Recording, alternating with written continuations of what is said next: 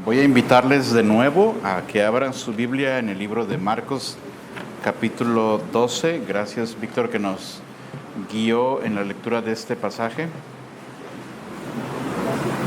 Marcos, capítulo 12, y estamos terminando el capítulo 12 después de varias semanas.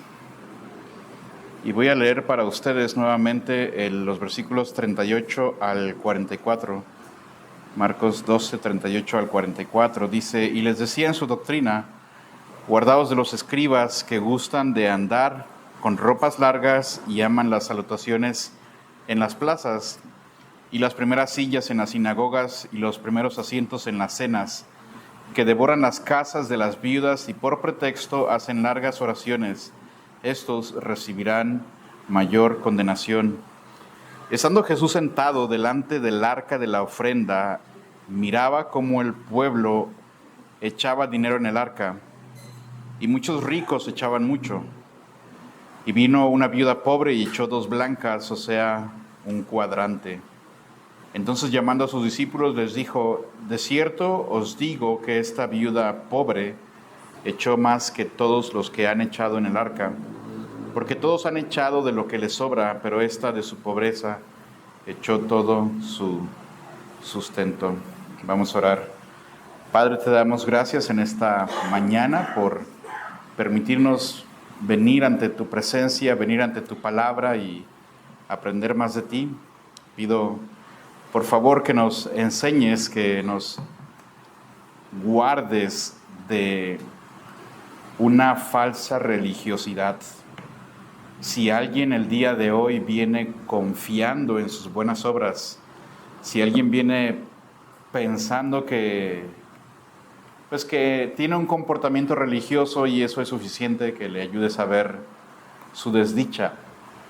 Ayúdanos a entender que lo que hacemos en la iglesia es bueno, pero siempre que venga como resultado de una comunión personal, madura, creciente contigo, Jesús.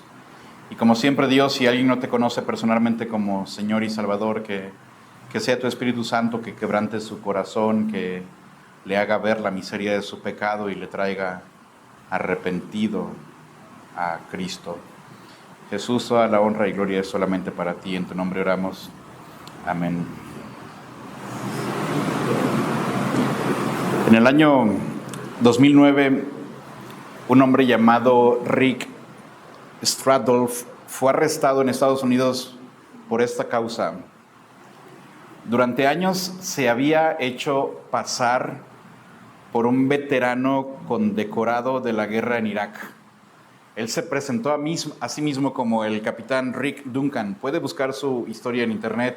Hubo un juicio en contra de él y muchas publicaciones. Él aseguró que había trabajado con los marines de Estados Unidos, aseguró que se había herido en combate y recibió una estrella de plata y varias condecoraciones. Incluso él afirmaba que había sido graduado de la Academia Naval. Todo era falso. Él no había servido en el ejército de Estados Unidos ni por un solo día. Aún así, él logró llegar a eventos públicos y ser homenajeado en público. Logró ser invitado a dar discursos patrióticos y de hecho participó en la fundación de una organización de apoyo para veteranos de guerra. Vestía el uniforme, conocía el lenguaje militar y decía las cosas correctas, de hecho. Y no fue hasta que un día varios veteranos empezaron a encontrar y a darse cuenta de algunas discrepancias y contradicciones en lo que él decía, y lo investigaron y todo salió a la luz. Lo que él vestía por fuera sí le dio el respeto, pero quien él era realmente le trajo mucha vergüenza. Y el punto es que tenía todas las apariencias y cero verdad. Y eso es algo muy parecido a lo que encontramos en nuestro pasaje el día de hoy. Si usted recuerda, Jesús ha estado en el templo por todo el día, de hecho, y Jesús señala a un grupo de líderes, escribas, fariseos, saduceos, herodianos, que igual que este hombre, saben vestirse bien, hablan bien, oran bien, se ubican en los lugares correctos, pero sus corazones estaban muy lejos de Dios. Gente que da la apariencia de verdad, pero solamente es algo externo. Al mismo tiempo, esa historia muy conmovedora de una mujer viuda allí mismo en el templo. Una mujer viuda, pobre, y arroja 2 moneditas de las más pequeñas a la caja de las ofrendas. Nadie la aplaude, nadie la menciona, pero Jesús la ve. Hay un contraste enorme entre los religiosos y esta mujer viuda. Y este mensaje el día de hoy es una advertencia seria y necesaria para la religión vacía y una invitación a todos a venir a una fe verdadera en Cristo y no solamente algo externo. Y de hecho quisiera hablarles sobre el tema advertencias contra la fe disfrazada. Y solo 2 puntos muy sencillos, solo 2 puntos. Y son 2 grupos, los escribas y la mujer viuda. Por un lado, el sistema y por otro lado, una víctima del sistema. Solamente veremos 2 puntos. Y primero veamos a los religiosos, veamos a los escribas, veamos al sistema. Y Jesús comienza nuestro pasaje diciendo en el versículo 38, y les decía en su doctrina, en su enseñanza, guardaos de los escribas. Y aquí quiero hacer una pausa, porque la palabra guardaos es muy sencilla de entender, es tengan mucho cuidado con ellos, velad con discernimiento. Tiene la idea de un mandato, no es Jesús dando una sugerencia, de hecho está diciendo, manténganse vigilantes en contra de personas así. Es un mandato continuo de discernimiento espiritual.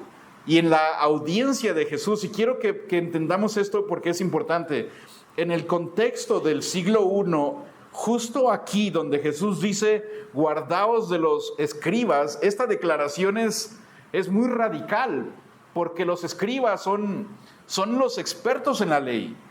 Es como si el día de hoy alguien apareciera y dijera, cuídense mucho de los pastores, cuidado con el hermano Alejandro, con personas así. Sería como, ¿qué está diciendo? Está acusando a los líderes espirituales del pueblo. Cuando Jesús dice, guardaos de los escribas, todo el mundo ve a los escribas como los mentores.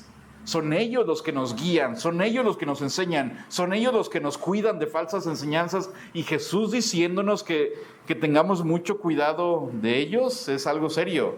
Y Jesús no está diciendo guardaos de la ley, no está diciendo guardaos de su posición, pero más bien mucho cuidado con aquellos que usan la religión como un disfraz para el poder, para la vanidad y para la codicia. Y el día de hoy parte de la exhortación que recibiremos, una advertencia a no seguir el ejemplo de personas que usan la religión como un motivo para lucirse a ellos mismos, para traer ganancia a ellos, para ganar renombre, para ganar popularidad. Cuando encuentres en cualquier lugar, sea en esta iglesia o en cualquier iglesia, personas que usan la religión o el nombre de cristiano, bautista, o la teología, o la predicación, o la música, para ganar para sí mismo fama, mucho cuidado.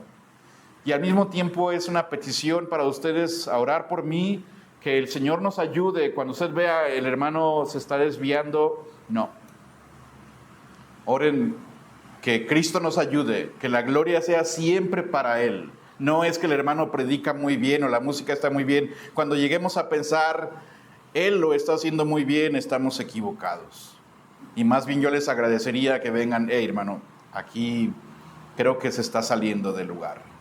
La gloria no es para nada para nosotros como seres humanos, pero también es un llamado el día de hoy al discernimiento. No todo líder, no todo movimiento, no toda iglesia, aunque tenga el nombre de bautista, aunque tenga el nombre de cristiano, aunque tenga el nombre de que se predica la verdad, no todo lo que parece ser cristiano es realmente genuino.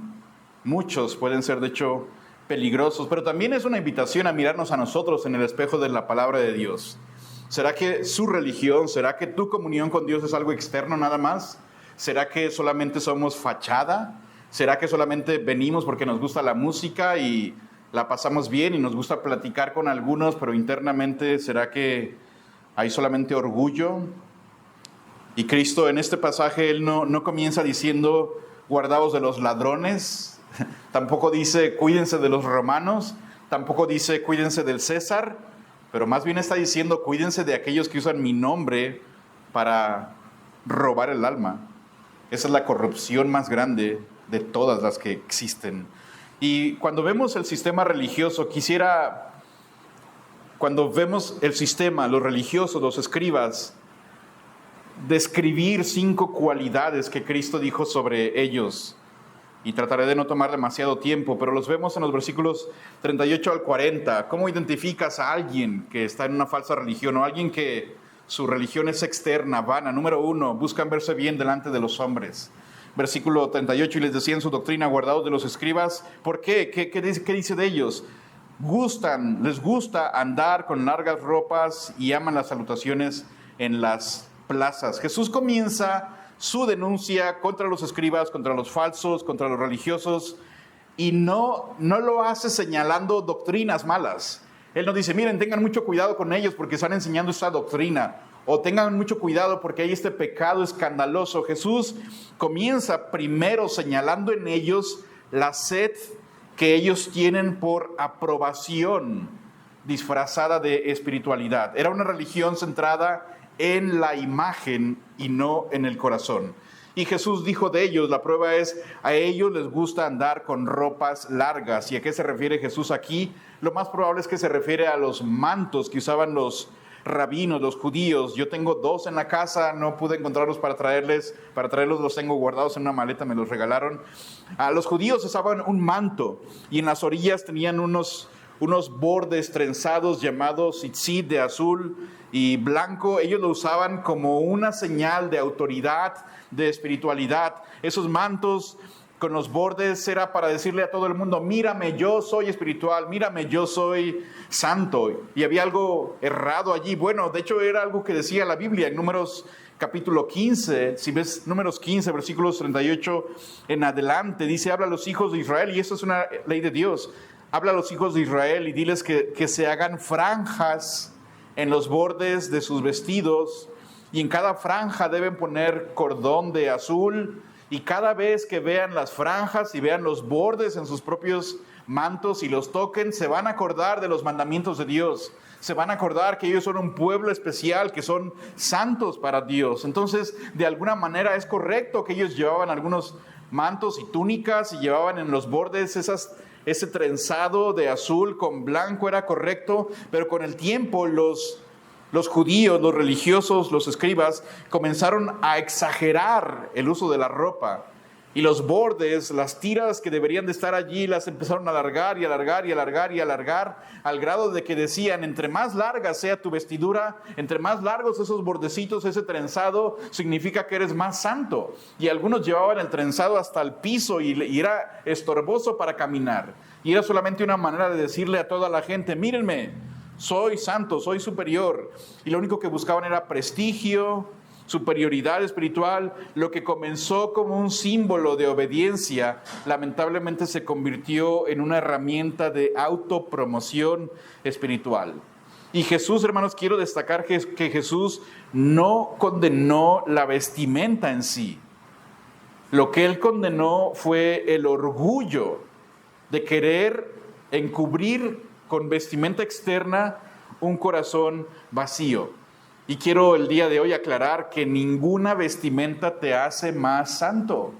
El hecho de que alguien venga con camisa blanca y zapatos bien lustrados y vistas bien, eso no te hace más santo. Y ninguna ropa te hace ni más santo ni menos santo. Vestir de cierto color no determinado o evitar ciertos estampados no te hace más piadoso. De hecho, deberíamos tener mucho cuidado, y lo voy a decir con mucha precaución, porque la vestimenta puede ser usada como una herramienta para la hipocresía si no viene como resultado de un corazón entregado a Dios. Alguien puede vestir con falda hasta los tobillos y eso no significa que esa persona sea santa. De hecho, podría ser una herramienta para hipocresía. Si tu corazón está completamente desconectado de Dios, todo lo externo es hipócrita nada más. Pero por el otro lado, no quiero que digamos, entonces puedes vestir como quieras. Bueno, no necesariamente. La vestimenta es muy importante. Una persona piadosa, una persona cuyo corazón quiere agradar a Dios, también se va a reflejar en cómo vistes. Van los dos vinculados, pero la acusación de Jesús es, ellos en particular se visten para mostrarle a los otros hombres que son santos, que son mejores. Y Jesús condena no la vestimenta, pero la intención que hay en ellos en vestir así. Si alguien honra a Dios en su corazón, lo va a querer también honrar en sus acciones externas. Y también dice Jesús, no solamente su vestuario, pero aman las salutaciones en las plazas, los saludos en las plazas. Las plazas eran lugares públicos, el mercado, un lugar para reunión. Y los líderes religiosos, los escribas, les fascinaba, les encantaba que la gente les dieran títulos. Les gustaban que les dijera rabí, maestro, padre. No buscaban servir al pueblo, lo que buscaban era ser saludados, ser honrados públicamente. Y Jesús, sin embargo, Jesús siempre fue Jesús. Cualquier persona podía acercarse a Jesús y usar su nombre de pila: Jesús, hijo de David. El Bartimeo clamaba: Jesús, hijo de David. Los discípulos se referían a Jesús como Jesús nada más. Y era 100% cierto que él era el mejor rabino, el Hijo de Dios, la sabiduría en persona, el más digno de honra y gloria, pero cualquier persona podía acercarse a Jesús como Jesús nada más, o como rabí. Y Jesús animó, de hecho, a sus discípulos, en Mateo 23:8, no busquen que la gente les diga rabinos. Y es curioso porque en nuestro día muchos religiosos es lo que buscan. Mucha gente busca que le digan excelentísimo, el doctor, porque tiene un doctorado en teología, o reverendo, o algo así. Por cierto, ¿cómo debes llamarme? Alex está bien, sin problema, o Alejandro. Si se siente un poco incómodo y quiere decirme pastor, no hay problema, pero si te refieres a mí por mi nombre, no tengo problema con eso. El problema era con los escribas: quieren títulos, quieren en las plazas ir y que públicamente les digan: hey maestro, hey padre, hey rabino, y preguntar algo. El problema no era la ropa, el problema ni el respeto, pero el amor a la apariencia. Eso es lo que Cristo sí condena. Querían ser vistos como piadosos y no vivir en obediencia. Y Jesús entonces comienza el juicio hablándoles no del templo, no del dinero, sino de su corazón. Y el primer síntoma de su enfermedad es: necesitan ser vistos, necesitan ser reconocidos, saludados, admirados. Y eso nos advierte una cosa importante, hermanos: no toda religión visible es fe verdadera, y no todo lo que parece devoción realmente es obediencia. No dejemos llevarnos por la apariencia externa. Es importante, sí, pero solo si viene de un corazón primero rendido a Dios. Si el enfoque está en cómo te ves, el enfoque está mal y tiene el peligro de conducir a la hipocresía. Pero ¿qué más dijo Jesús sobre ellos? Que deseaban el lugar de privilegio y superioridad. No solamente buscaban lo externo, pero deseaban siempre lugar de privilegio y superioridad. En el versículo 39, buscan las primeras sillas en la sinagoga, los primeros asientos en las cenas. Los escribas no solo querían ser respetados por su apariencia, pero buscaban posición social, prestigio, reconocimiento por encima de los demás. Su motivación no era servir, sino ellos mismos ser servidos. Dice Jesús que ellos buscaban los primeros asientos, las primeras sillas en la sinagoga. En cada sinagoga, en la parte de enfrente había un podio, estaban los rollos, en algunos estaba un arca y había unas sillas allí enfrente dando hacia el público. Los escribas querían esos lugares siempre para mostrar que ellos eran autoridad, para mostrar ellos son los maestros, ellos son los iluminados, ellos son los que saben más que los demás. Es lo que les interesaba a ellos. No era porque querían estar cerca de la palabra de Dios, no es porque querían escuchar mejor y no ser distraídos. Lo único que querían era prestigio, ser reconocidos. Pero también dice Jesús, no solamente los primeros lugares o sillas en las sinagogas, pero también los primeros asientos en las cenas. En los banquetes y fiestas, los lugares junto al festejado principal eran los de mayor honor. Si era tu boda o una celebración especial, izquierda y derecha son los lugares de mayor honor. ¿Y quién cree que quería siempre esos lugares? Los escribas. No es como que querían estar muy cerca del festejado y de los novios o algo. Ellos querían que toda la gente supiera: somos especiales.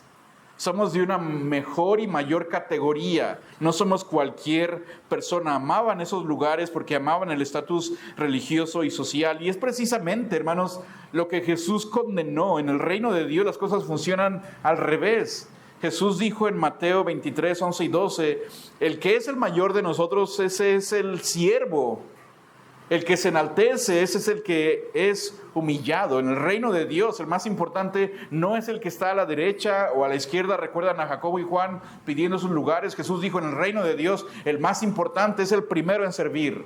El más importante es el primero en agarrar la escoba, el agarrar un trapo, el dejar a los demás pasar adelante, el servir a los demás de alguna o de otra manera. Jesús mismo nos dio el ejemplo. Él no buscó ser servido. Él dijo que no vino para ser servido, sino para servir. Él mismo nos dio el ejemplo. Nace en un pesebre, en un lugar deplorable y muy humillante. Vivió una vida pobre, tocó a los marginados, leprosos, pobres. Se sentó con pecadores, y en Juan 13 tomó la toalla de un siervo, de un criado, y lavó los pies de todos sus discípulos. Los escribas amaban el honor. Jesús amó servir a todos por igual. La falsa espiritualidad mide el valor por el renombre, el reconocimiento público. La verdadera fe, la verdadera religión mide el valor por el gozo de servir aunque nadie lo vea. Carlos Spurgeon lo dijo muy bien: Dios no mide a los hombres por dónde se sientan, sino por cómo sirven. ¿Quieres ser alguien en el reino de Dios? Sirve. Esa es la mejor manera. Es el más grande en el reino de Dios, no el que es servido. Los escribas entonces buscaban prestigio. ¿Qué más? En tercer lugar, ellos se aprovechaban de los vulnerables, y ese es un punto importante porque lo veremos en el segundo punto de nuestro estudio. Se aprovechaban de los vulnerables. En el versículo 40 dice que devoran las casas de las viudas. Se enfocan en la apariencia, su vestidura, que en la plaza los saluden, que en la sinagoga tengan los lugares de enfrente, que en una fiesta estén sentados muy cerca de los festejados. Pero también Cristo los señala severamente porque devoraban las cosas de las viudas, se aprovechaban de los vulnerables. En la Biblia, hermanos, las viudas eran las personas más vulnerables socialmente y económicamente. Y los religiosos no tenían misericordia de ellas. Usaban su posición para aprovecharse de los más indefensos, cuando en la Biblia las viudas deberían de haber sido cuidadas. No tenían herencia, no podían trabajar, en muchos casos no tenían hijos. La ley ordenaba cuidar a las viudas. Por ejemplo, Deuteronomio 22 dice: a ninguna viuda ni a ningún huérfano afligiréis. En la perspectiva de Dios, los más vulnerables y a quien más hay que cuidar, viudas y huérfanos. Deuteronomio 10:12, Dios dice: hace justicia al huérfano y a la viuda, y ama al extranjero dándole pan y sustento. Isaías 1:23, Dios acusa al pueblo porque no hacen justicia al huérfano ni llega a ellos la causa de la viuda. Y Dios en la Biblia se presenta Él mismo como defensor de las viudas y de los huérfanos. ¿Qué hacían los escribas? ¿Las ayudaban, las cuidaban? No, lo opuesto, de hecho. Devoraban las casas de las viudas. Y la palabra devorar que usa Marcos se refiere a una bestia que se traga todo su casa, su presa. Se la devoró así, sin ninguna misericordia, sin ninguna piedad. Es la palabra que se usa para consumir por completo. ¿Y cómo es que los escribas devoraban las casas de las viudas? ¿A qué se refería Jesús? Ellos no solamente eran estudiosos bíblicos, pero muchas veces los escribas es sabido que actuaban como asesores legales. Si una mujer viuda tenía problemas de una herencia o de algo, estaba indefensa, venía con los escribas que tenían posición y reputación, y ellos actuaban como sus defensores legalmente. Iban a una corte y hablaban a favor de ellas, pero la mayoría de ocasiones solamente lo usaban para su propio beneficio. Y los escribas, es sabido históricamente que convencían constantemente a las viudas para hacer donaciones piadosas al templo. las empujaban y las presionaban para dar más allá de lo justo. Usaban su posición espiritual para manipularlas emocionalmente. Es como decirle a una viuda: mire, hermanita, mire señora, si usted da esta ofrenda, Dios le va a bendecir. Eso es lo que una mujer de Dios haría. Y usaban su posición para presionarle, hacerle un lavado de cerebro y hacer que ella diera parte de su propiedad. Y el abuso era conocido. Jesús dice: ellos lo hacen. Toda la gente sabía que ellos lo hacían. En Mateo 23 Jesús lo repite: hay de vosotros, escribas y fariseos hipócritas, porque devoráis las casas de las viudas.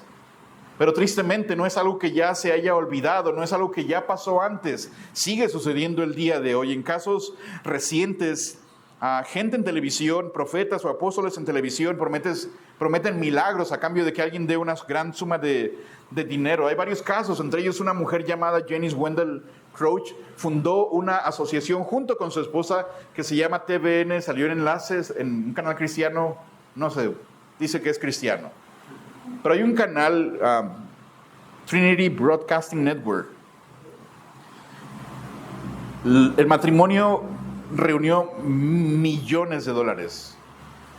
Una de sus nietas siempre estuvo muy pegado a ellos.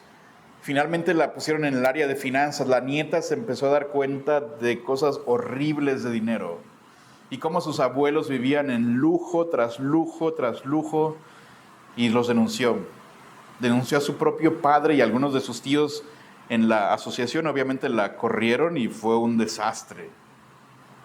A nombre del cristianismo, un hombre llamado Jim Bakker, evangelista en televisión, fue acusado de usar millones, no miles, pero millones de dólares donados por viudas para enriquecerse personalmente. Su estrategia: él vendía tiempos compartidos para parques cristianos que no existían. Y la gente le compraba la idea, comprar un tiempo compartido, y no tenía piedad de los más vulnerables. Uno más conocido, Benny Hinn, prometía milagros a cambio de donaciones. Hay el caso de una mujer anciana con cáncer que donó $20,000 con la promesa de que iba a ser sanada. Murió sin recibir nada.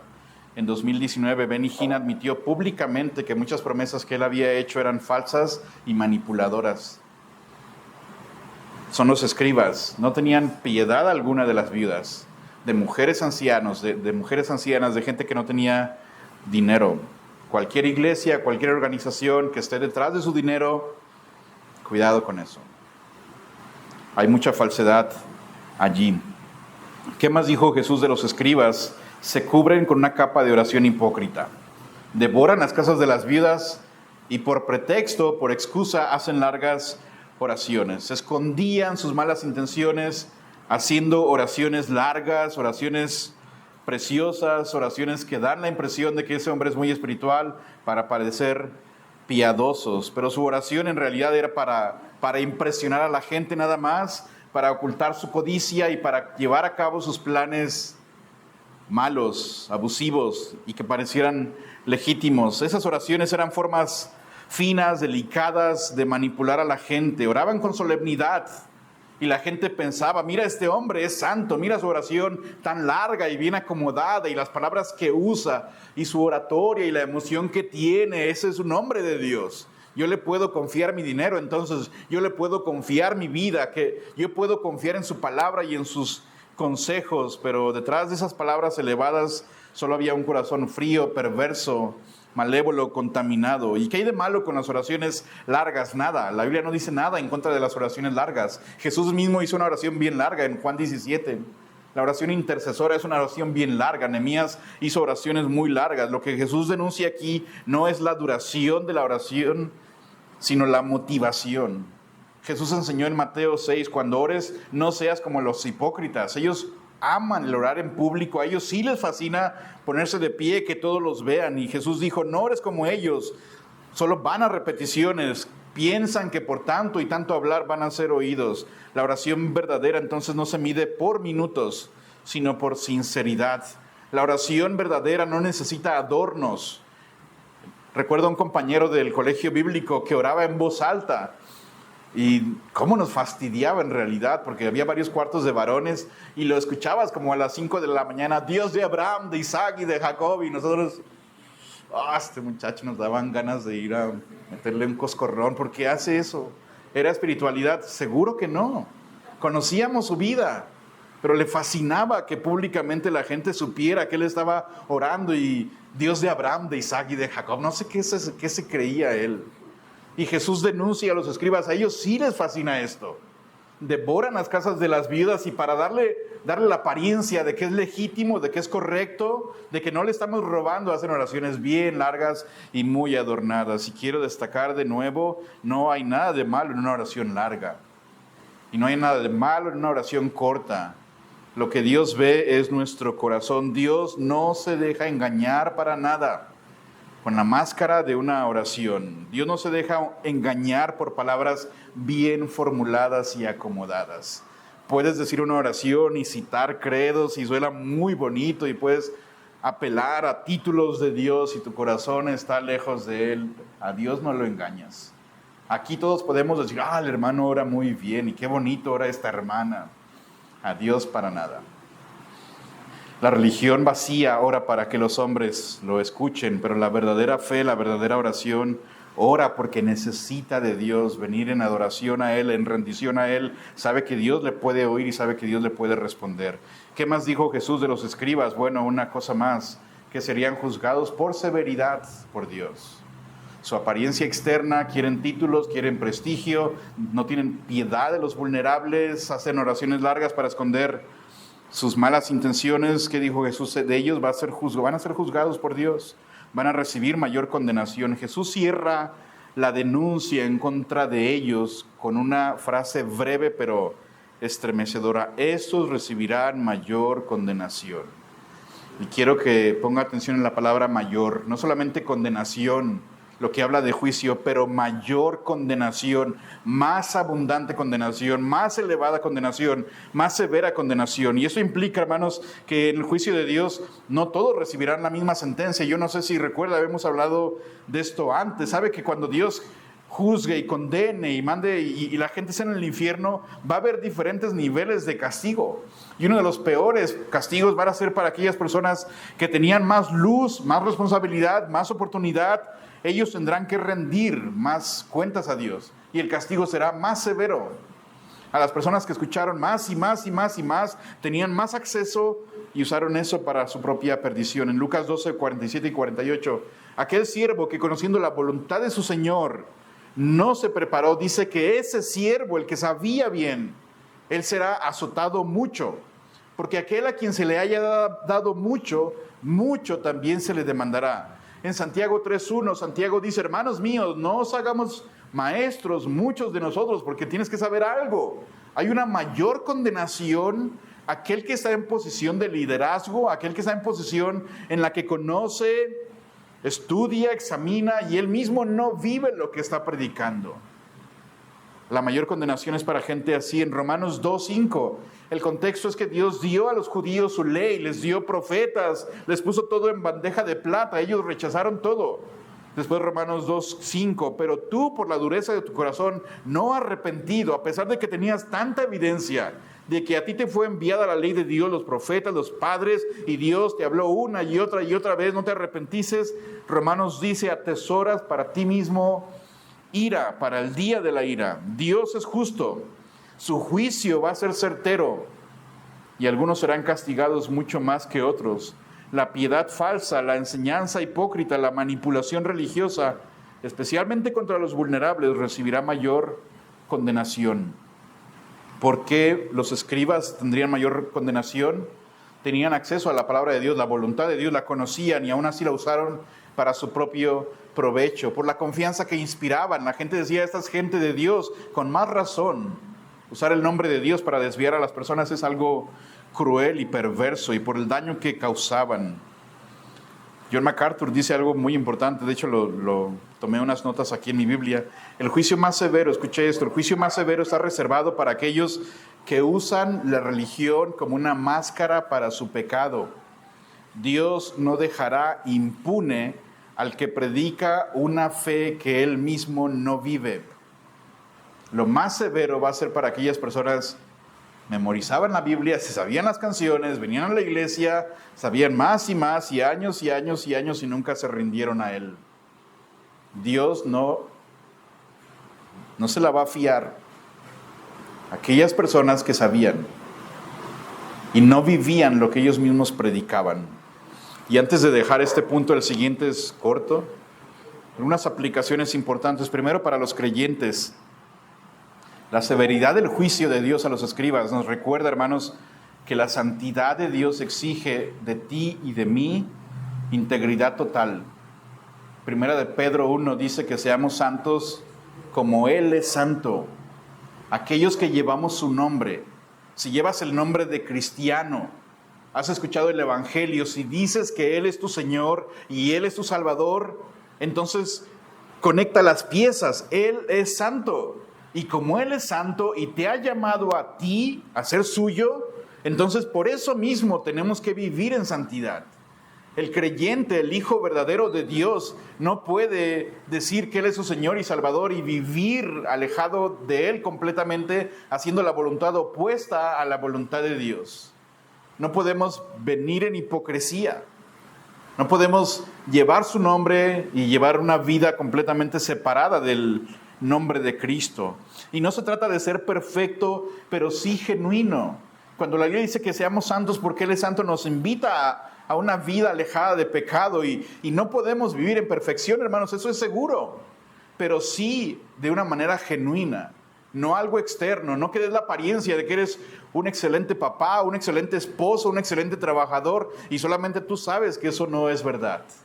Aquel que lleva el nombre de Cristo se espera entonces, eso exige integridad total, no perfección, pero sí algo genuino. Y quiero destacar también, hermanos, que no es el juicio de Dios lo que debe motivarnos a vivir rectamente, sino el amor a un Dios santo que ve el corazón. No vivimos alejándonos de lo malo porque tenemos temor al juicio. Más bien nos alejamos de lo malo porque amamos a Dios, quien es santo. No es porque me aterra que un día pueda recibir un castigo. Más bien es porque entiendo quién es Él.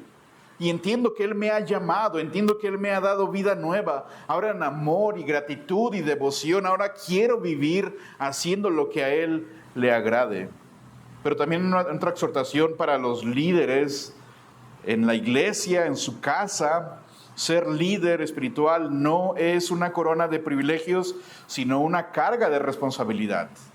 Si tú eres padre de familia, si eres esposo, si tienes algún ministerio, soy pastor, si alguien es maestro, cada palabra, cada decisión, cada motivación será examinada por el Señor del cielo. ¿Y qué posición tan más peligrosa es la de ser líder y decirle a la gente, esto dice Dios? El de ser padre de familia y ser el ejemplo para tu familia y tener una vida que no tenga armonía. Nadie escapa del juicio del Señor. Pero también en otra aplicación para los incrédulos o para aquellos religiosos que no se han convertido, nadie escapa del juicio. Nadie. Cristo vino a cargar la condenación tuya y la mía. Hay un juicio y hay un Salvador. Murió en la cruz para pagar por tus pecados, por mis pecados. Tomar tu lugar, la condenación que era tuya. Hay un juicio. Y el día de hoy hay salvación para aquellos que arrepentidos por obra del Espíritu Santo vengan y entreguen toda su vida a Cristo. Aún los peores hipócritas como estos encontrarían perdón si se arrepienten y confían en Jesús. A una persona que ha jugado con la religión, que ha llevado una vida doble por años, aún hay perdón para ti el día de hoy. Si arrepentido vienes a Él. Pero vimos no solamente los escribas o el sistema, pero en segundo lugar, y ese es corto, veamos en segundo lugar a la víctima, a la viuda. En los versículos 41 al 44, estando Jesús sentado, ahí está Jesús sentado delante del arca, ve que mucha gente trae ofrendas, muchos ricos dan mucho dinero, y vio que vino una viuda pobre, echó 2 moneditas, y Jesús dijo, esta mujer echó más que todos echaron de lo que les sobra, esta mujer echó todo lo que tenía, básicamente es lo que dice el pasaje. Llegamos a una sección muy interesante. La mayoría de veces que pensamos en este pasaje, muchas predicaciones y enseñanzas. Muchos devocionales toman este pasaje como una lección enorme de generosidad. Mucha gente ha leído este pasaje de la ofrenda de la viuda y dicen, la lección principal es que tienes que dar de manera generosa. La mujer viuda lo dio todo. De hecho, supe de una iglesia, conozco una iglesia que una vez al año recolectan lo que se llama la ofrenda de la viuda pobre. ¿De qué cree usted que se trata? Tienes que traer todo el salario de una semana. La ofrenda de la viuda pobre, todo lo que tengas. Y ahí va la gente a dar todo lo que ganaron en un día o una semana. Ahora, quiero que veamos este pasaje y ser fieles al texto. Quisiera que vea conmigo de qué se trata este pasaje en realidad. ¿Cuál es la lección de la ofrenda de la viuda pobre? ¿Que tienes que dar de manera muy generosa? Bueno, solo un poquito de contexto para ayudarnos a entender. Jesús ha pasado todo el día debatiendo con los líderes religiosos. Recuerda, maldijo la higuera, vino al templo, hizo un desastre porque había mucha hipocresía allí. Vinieron los herodianos, los saduceos, los fariseos. A todos Jesús los puso en su lugar, exhibiendo la hipocresía de ellos, exhibiendo una religión falsa que conduce a la gente al infierno en lugar de llevarlos a Cristo, y públicamente los confrontó, los desenmascaró. Y solo unas líneas arriba Jesús dijo, cuidado con los escribas, les fascina devorar las casas de las viudas, no tienen piedad de los más vulnerables. Entonces llegamos a este pasaje, el mismo pasaje, misma hora, mismo lugar, y Jesús está todavía en el templo delante del arca. El arca, también llamada el cofre del tesoro, eran cajas donde la gente venía y depositaba ofrendas.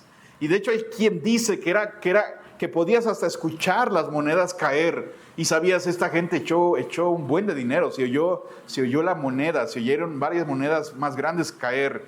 Y cuando viene una mujer a echar 2 moneditas, la gente sabría. Y la gente decía, el Mishnah dice que ahí en el templo había hasta 5 diferentes cajas y que estaban etiquetadas para saber para qué era cada caja. Y Jesús está allí entonces mirando. Y cuando la Biblia dice que Jesús miraba, no es un mirar de solo ver. Jesús está mirando con discernimiento porque Él conoce los corazones de las personas.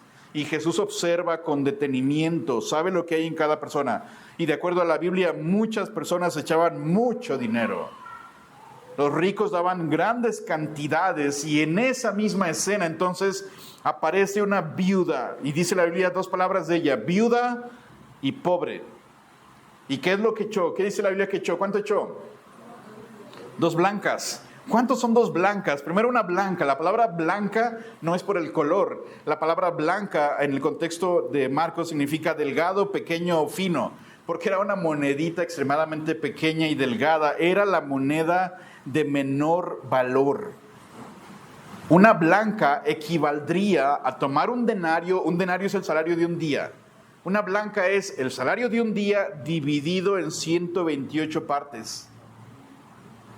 El salario de un día son 128 blancas. Imagínense si usted ganara 500 pesos en un día.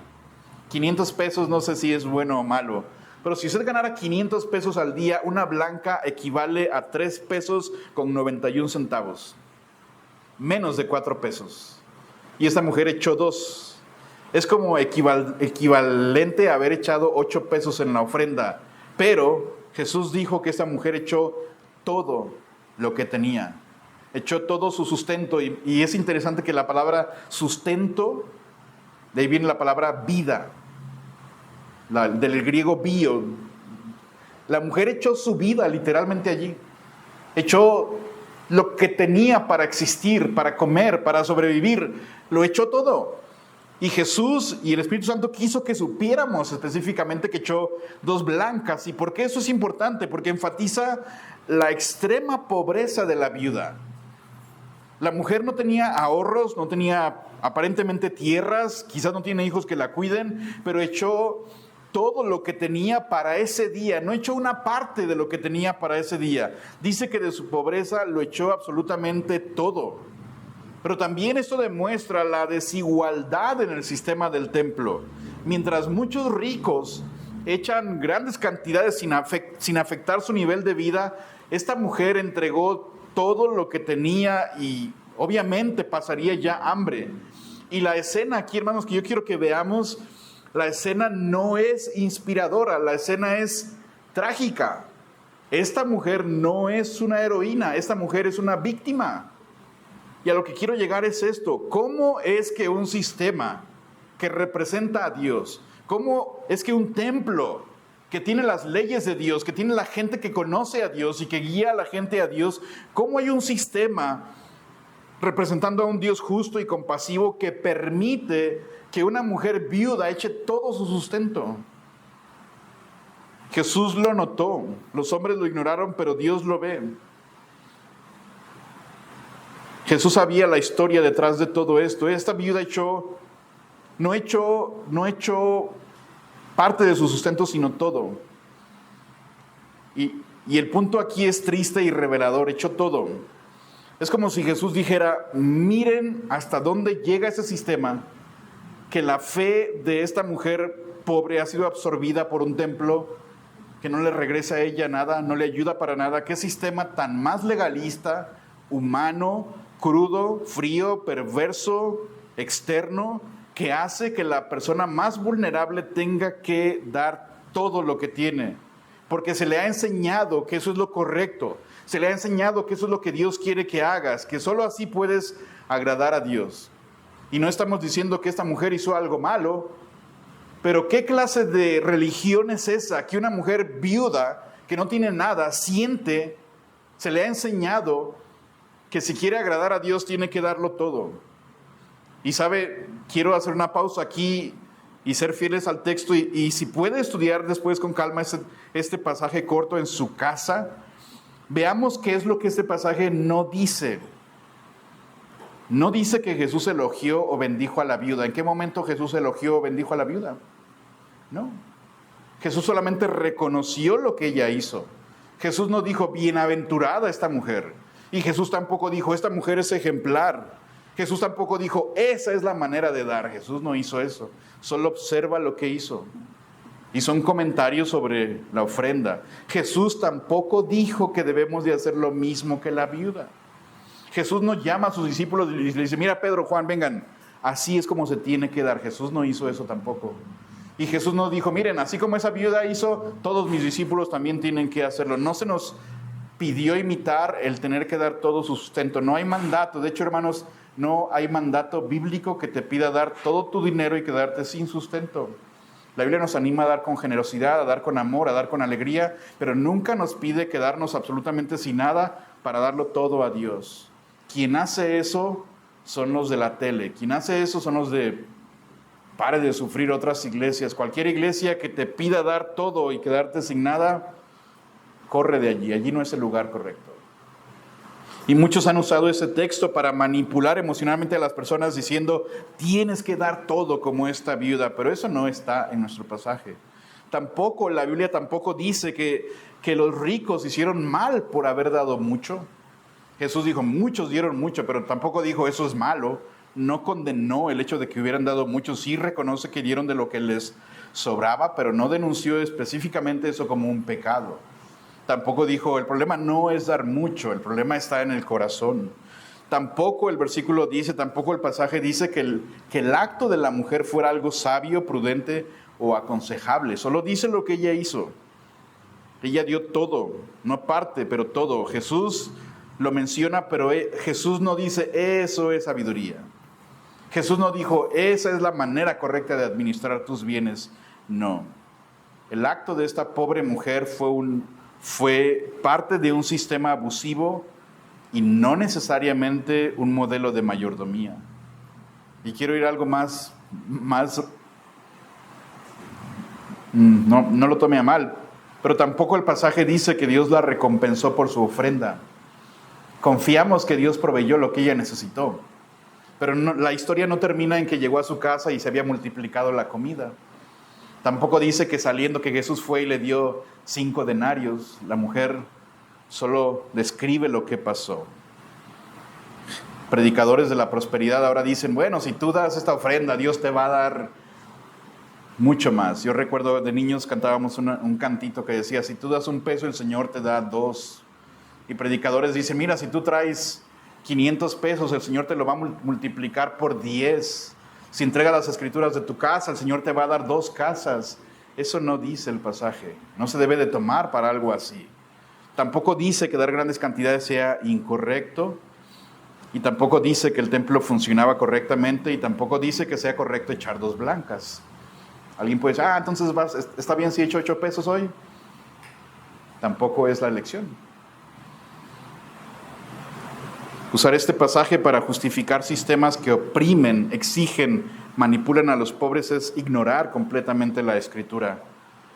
Y casi termino, hermanos, pero yo quisiera tomar este pasaje y que Dios nos ayude a todos a no usar la fe, no usar la Biblia, no usar el Evangelio para imponer en nuestros hijos, en nuestros hermanos, en la gente que no conozca a Cristo, no imponer en ellos cargas que Dios no ha puesto. El legalismo puede exigir, pero no es sostenible.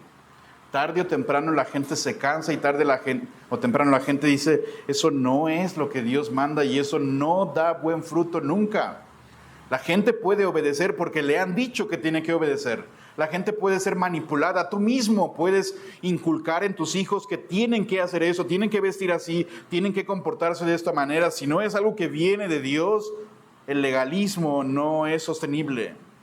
Solamente Cristo puede dar descanso. Solamente Cristo dice, venid a mí todos los que estáis trabajados y cargados. ¿Y sabe de qué cargas y trabajos habla Cristo? Por ejemplo, esto. La gente que recibió carga, los escribas que ponían cargas en los demás, y cargas de leyes, y tienes que hacer eso y obedecer esto. Los escribas ponían cargas y cargas, ni con un dedo los tocan. Jesús dijo, aquellos que traen esa clase de cargas, que vienen trabajados, cansados de un sistema con el que no puedes nunca quedar bien con Dios, ven a Cristo. Todos los que sois trabajados, cargados, y yo os haré descansar. El contraste aquí es muy fuerte. Por un lado tienes a escribas orgullosos, quieren ser reconocidos, visibles, devorando casas, escondiendo su codicia bajo oraciones largas. Por otro lado tienes a una viuda invisible, ignorada, dando lo último que tiene en silencio. Y Jesús no los puso juntos por accidente. Quiere demostrar cómo es la falsa religión y darte un ejemplo de una víctima de esa falsa religión. Él está exponiendo una religión podrida, que luce santa, pero mata el alma. Al mismo tiempo Jesús vio a la viuda. Una fe sencilla, real. No está elogiando el sistema, sino lo está denunciando. Y solo quisiera animar el día de hoy a todas aquellas personas que estás poniendo tu fe en cosas externas, estás esperando que puedes quedar bien con Dios por el dinero que tú das, estás esperando que puedas ganar la salvación por la cantidad de buenas obras que puedas hacer, que estás esperando que al final Dios te va a perdonar, que al final Dios te va a dejar entrar a su presencia porque tratabas de asistir todos los domingos a la iglesia, porque conocías Biblia, porque trataste de obedecer a tus padres, porque dices despensas por aquí y por allá, visitaste a unos necesitados. Es lo que hacían los escribas y solamente recibieron mayor condenación. Pero por otro lado, ve a la viuda, muy aparte de su ofrenda, el Señor vio su corazón. El Señor puede ver tu vida y la mía, puede ver la condición real de lo que hay en nuestro interior. Que el Señor nos ayude a pensar en esto. Hay un juicio. Y tu religión es algo externo, tu cristianismo es una fachada nada más, y por dentro tu corazón está pensando siempre en pecar. Que Dios nos ayude. Vamos a orar y después Víctor va a terminar esta reunión. Padre, gracias por tu palabra. Quiero pedirte, por favor, de manera sincera, que hables a nuestro corazón, que nos reveles nuestra verdadera condición. Si estamos confiando en nuestras buenas obras, estamos confiando en comportamiento externo, aún Dios, esta misma iglesia, si solo es una fachada que da la impresión de amor, de santidad, de cuidado unos por otros, y si solo es algo externo, Dios, humíllanos, québranos, Dios, aplástanos y tráenos a ti, Jesucristo. Te quiero pedir por cada persona en esta tarde que su fe es algo externo, antes que algo interno. Creemos, Dios, creemos de verdad que las obras son importantes, son buenas, te pueden glorificar, que nuestra vestimenta, nuestras oraciones, nuestras canciones, nuestras amistades, es muy importante con quién andamos y qué hacemos, pero si están desconectadas de ti, Dios, si es solamente un intento externo por quedar bien contigo, ayúdanos a ver la gran hipocresía y peligro que es vivir así.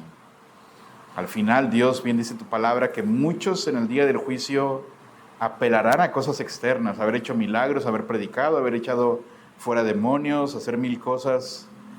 Si no te conocemos a ti personalmente, Dios, no somos mejores que esos escribas. No somos mejores que ese sistema podrido de religión.